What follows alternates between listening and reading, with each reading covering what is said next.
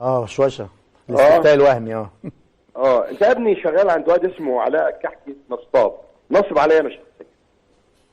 تاني نصب عليا انا شخصيا علاء الكحكي. وهقول لك دلوقتي بعد ارقام القضايا والشيكات اللي عليه، واخد فلوس من البنوك مش عايز يرجعها. فهو ده طبيعي. جبت الواد ابو ضفيره والواد الثاني اللي هربان من 68 سنه سجن.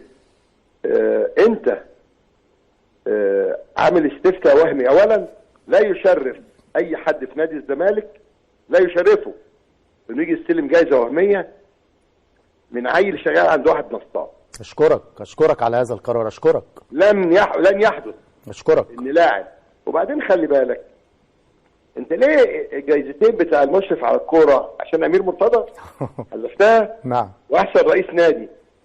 انت خايف تزعل سيدك وليه نعمتك؟ واوعى تفتكر ان انا مش واخد بالي ان محمود الخطيب راح لعلاء الكحكي البيت وقال له كلم ست اللي هي صاحبه قناه الشمس، خلاص يخلي مجدي عبد الغني يخف علينا شويه. كلكم عصابه مع بعض. كلكم عصابه مع بعض كلكم. فلا يشرف نادي الزمالك. اتفضل يا باشا لما يكون الاستفتاء اهي قدامي. نعم.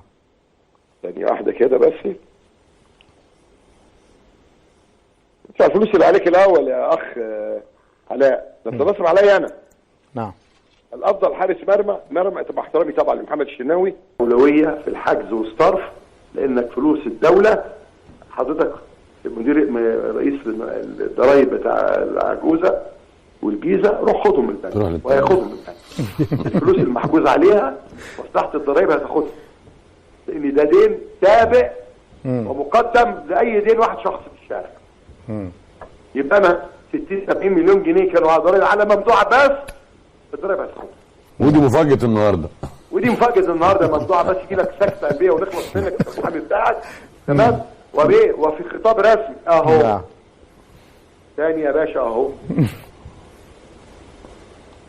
ده خطاب يا باشا رسمي بعد اتصال. كان موجود حتى النهارده مجلس وزراء، استاذ وزير الشباب كان موجود. نعم. اتفضل يا باشا. وبقى روح اتخانق انت مع الدوله بقى. وبعدين خلي بالك دول مين بقى؟ فلوس مين؟ دول اصلا كانوا عليه ضرايب هو. دفع سنه منهم 120 مليون سنه 2020. نعم. تمام؟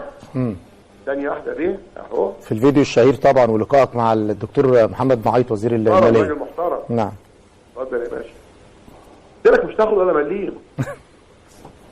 معالي السيد الاستاذ الدكتور محمد معيط معالي وزير الماليه، راجل محترم جدا طبعا. نعم. مستشار بالحاطه ماموريه الضرايب دائنه لنادي الزمالك، عدة ملايين من الجنيهات. فالرجاء من سيادتكم الحجز على حساب نادي الزمالك بنك مصر فرع وادي النيل وفقا حساب رقم كذا بالجنيه المصري، وفي 47 مليون حساب رقم كذا بالدولار الامريكي، في كام ده؟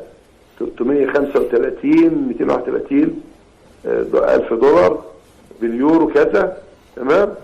وذلك استيفاء حق الضرائب واسقاطا من الضرائب المستحقه على نادي الزمالك. شكرا. البس. لو راجل بقى روح خده. انت راجل قرب. دي فلوس الدوله راحت للدوله، واخد بالك؟ وانت بقى ايه؟ راحت عليك الملايين دفعتها لواد المحامي اللي ما بيدفعش ضرايب. عرفت بقى انك ما تلعبش مع اسد تاني؟ دوري خلص. راحت مين؟ لوزير الماليه، وحصل اتصال خلاص يوم الاحد هيحط ايده عليهم.